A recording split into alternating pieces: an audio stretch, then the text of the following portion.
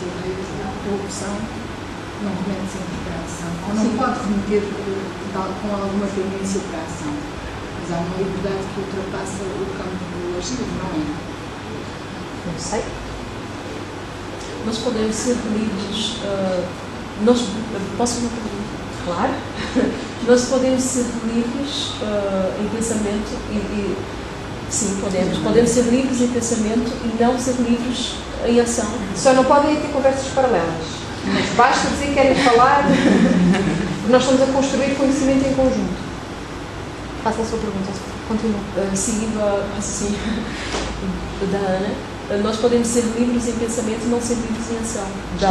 Está a afirmar ou a perguntar? A perguntar. O que acham desta pergunta? Portanto, a Ana levantou aqui a questão de se esta definição não remete obrigatoriamente para a questão da ação e haja outro tipo de liberdade que não contempla a ação. A Rita acrescentou a liberdade de pensamento. Poderemos ser livres em pensamento e não ser livres em ação. Ela põe a pergunta e eu dei como resposta, não é? Admitir, então não há uma pergunta inocente que já pressupõe. Já pressupõe. Exatamente, e eu subscrevo. Que é uma liberdade quer dizer, essa capacidade de opção tem mais a ver com o pensamento. Portanto, respondendo à Ana, esta definição pode aplicar-se à ação e ao pensamento. Não é? Sim, mas sim, tem mais ao ação pensamento. sem pensamento. Até porque não há ação sem pensamento. Está satisfeita, Ana? Mas há pensamento sem ação. Podemos dizer que o pensamento em si é uma ação? Ou o que é que estamos a entender aqui por ação? Materialmente, materializar um determinado ato, ou o pensamento já pode ser entendido como uma ação? Também somos preocupadas pela nossa própria formação filosófica. Isso eu gostava de comentar. Que entre nós, talvez isto não tenha uma resposta.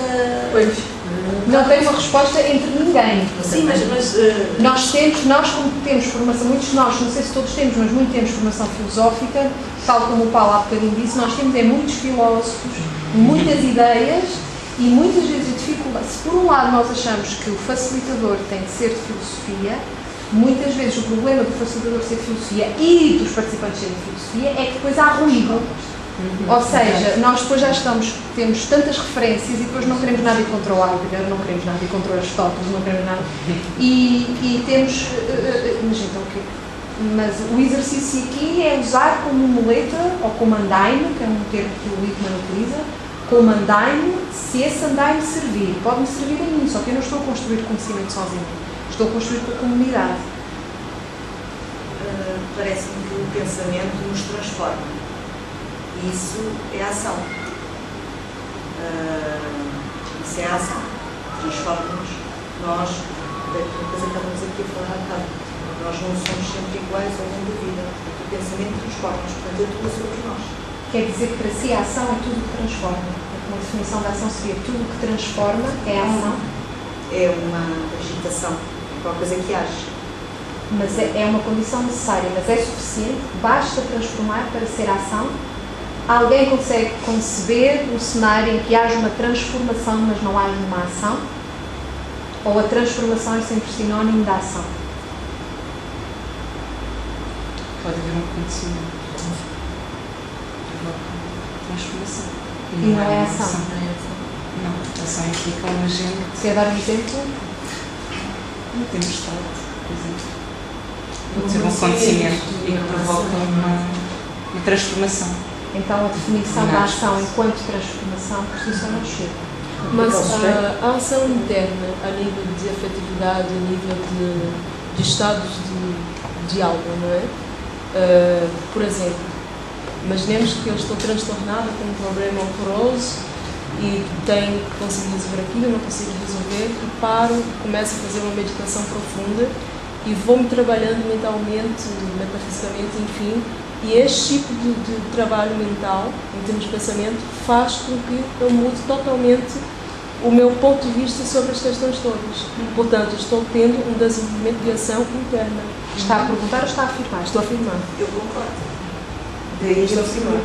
Daí a possibilidade de facto, do pensamento ser uma ação. Era isso que ia dizer? Sim, o facto de definir a ação como transformação e teria de acordo com o que a Luísa disse.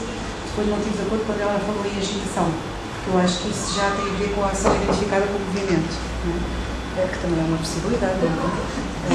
Já estamos a terminar. Podem só esperar um minuto? Ok, portanto, nós agora continuávamos, não é? Passou uma hora e nem parece. As sessões têm sempre que terminar com uma avaliação. Pode ser escrita. Nós às vezes vemos necessidade dos meninos, de facto, não só dizerem que se vão portar melhor, mas portarem. E então eles escrevem, temos uns post-its, gostaram, não gostaram, nós vamos para cá. Eu tenho uma folha que aqui tem um sinal proibido e aqui tem um sinal de sentido obrigatório. Colamos os post-its no que correu mal, no que correu bem. Na sessão seguinte começamos lendo os post-its que eles escreveram, que não fulanizam. Não é? Os post-its não dizem o João portou-se muito mal, mas a comunidade.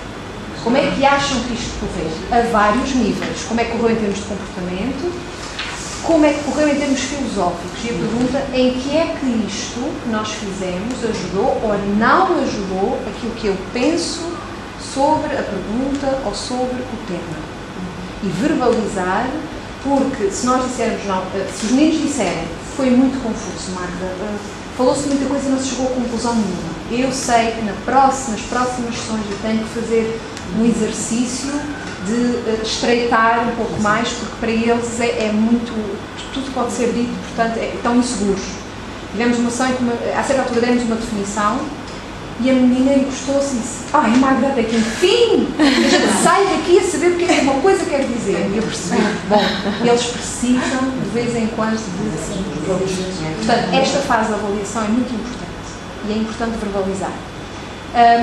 Nós aprendemos no México uma maneira engraçada que é: quem acha que a sessão correu bem, faz assim. Quem acha que a sessão correu mais ou menos, quem acha que a sessão correu muito bem, faz assim. E eles normalmente fazem e explicam porque é que correu bem, isso é assim, porque é que Como os imperadores romanos, não é? Exatamente, exatamente. Há alturas, dias em que eles dizem que correu muito mal porque o fulano do lado, porque... Há outras alturas em que eles dizem que correu mal porque eu fui muitas vezes à casa de banho, correu mal porque eu não estive muito atento. Eles depois não têm problemas nenhum em dizer. O problema depois é que eles, na sessão seguinte, ajam em conformidade com o que se Continuidade. Portanto, então, só muito para terminarmos, vamos então avaliar. Correu assim, correu assim, correu assim, e porquê? E não tenham medo. Digam medo que acham que correu. Correu assim. Ninguém vai. Ninguém vai contar. Se alguém quer dizer uma razão pela qual tem corrido bem?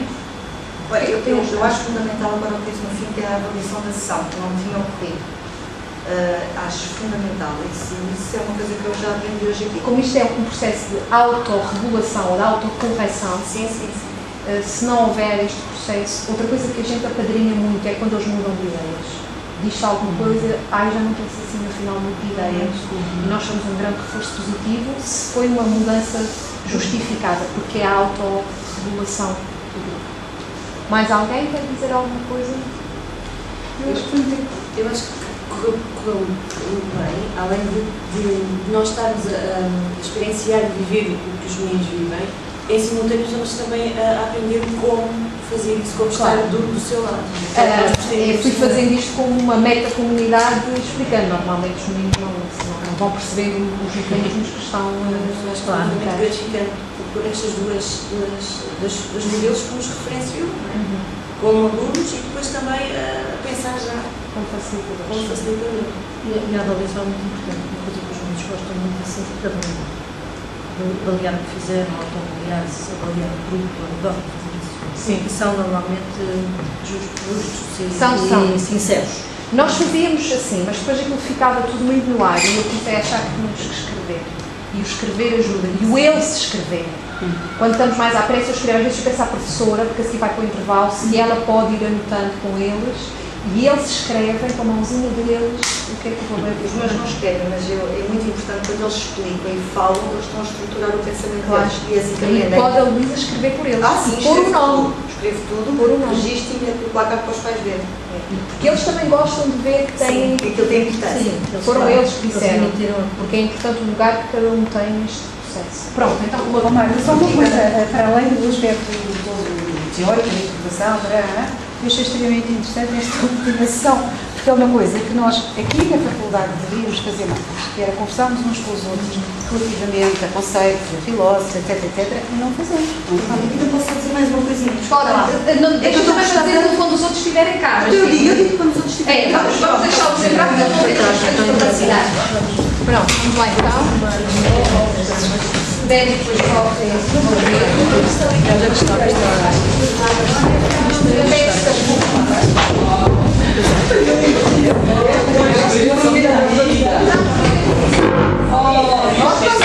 Nós também.